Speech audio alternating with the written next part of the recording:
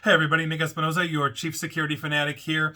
And in Apple news, the U.S. Department of Justice just sued Apple. This is going to be a landmark antitrust case, and we've got to dive into this. Now, I'm cribbing from CNBC, and here's what's going on. The DOJ just sued Apple on Thursday, March 21st, 2024, saying that its iPhone ecosystem is a monopoly that drove its quote-unquote astronomical valuation at the expense of consumers, developers, and rival phone makers, think Android. The government has not ruled out breaking up one of the largest companies in the world, with the Justice Department officials saying on a briefing call that the structural relief was on the table if the United States were to win this lawsuit.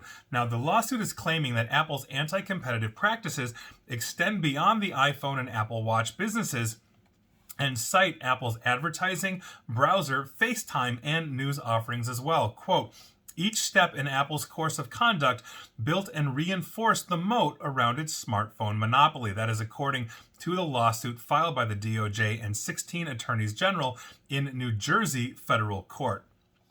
The Justice Department also said in a release that to keep consumers buying iPhones, Apple moved to block cross-platform messaging apps, limited third-party wallets and smartwatch compatibility, and disrupted non-App Store programs and cloud streaming services as well. The challenge represents a significant risk to Apple's basically walled garden business model, where they have had a closed ecosystem. This is something that Apple is notoriously famous for, whether it came to their operating systems for their Macintosh computers, and then eventually, obviously, iPhones and mobile devices.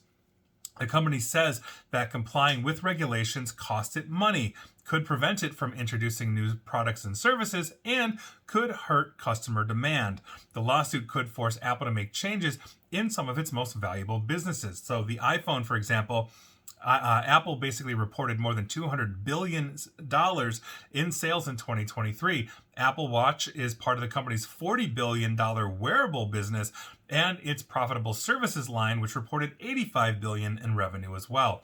So let's break that down a bit more specific to this lawsuit, because the DOJ is focusing on Apple's smartwatch, among other things, which is known as Apple Watch, saying that the company designed it to only work with iPhones and not Android devices, whereas you can get an Android device and partially hook it up to an iPhone, but the iPhone is not really playing friendly with those foreign kinds of devices. Again, keeping it in that walled garden ecosystem. The company's decision means that, quote, users who purchase the Apple Watch face substantial out-of-pocket costs if they do not keep buying iPhones, end quote.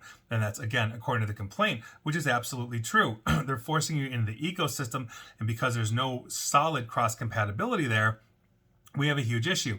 If you had an iPhone and then switched to an Android, or an Android then switched to an iPhone, if you go to the respective app stores and you've bought something, let's say $3 for an app, you have to buy it again. And I think that's what they're driving at here. Now, that goes both ways, but Apple is a lot more walled off than Android, which is open source, and therefore many developers can use it. And Android is a lot more compatible on things like messaging apps. That's something Apple has been notoriously bad at, meaning walling them off. So the Justice Department said that Apple has fought cloud streaming services on its App Store platform, blocking consumer access to high-quality video games on iPhones, and that echoes complaints from both Microsoft and Facebook parent Meta. Now, Garland, the Attorney General, also said that the DOJ is looking at changing policies around Apple Wallet. That's the company's app for phone-based credit cards and payments.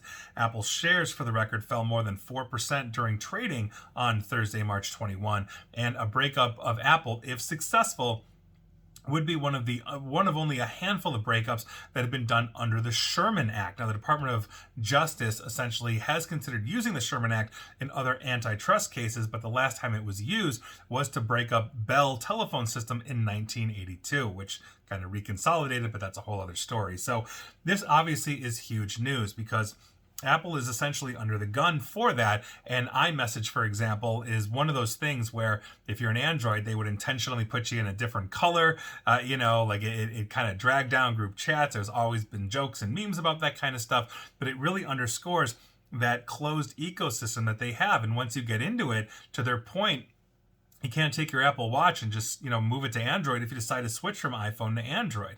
Or you can't bring in, let's say, your Samsung smartwatch really into the Apple fold if you move from Android to iPhone. And that, for the most part, is on Apple keeping that closed ecosystem. Whether it's their marketing, whatever it is, I'm sure it's a calculation of a whole bunch of things.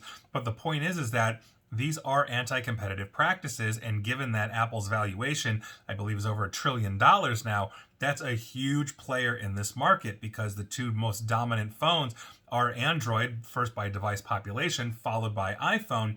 But by user adoption, iPhone is huge. So we're going to see where this goes, but this is really interesting. I'd love to hear your thoughts on this. Do you think they should break Apple up? Do you think they should leave them alone? I'd be curious to know what you think, so let me know.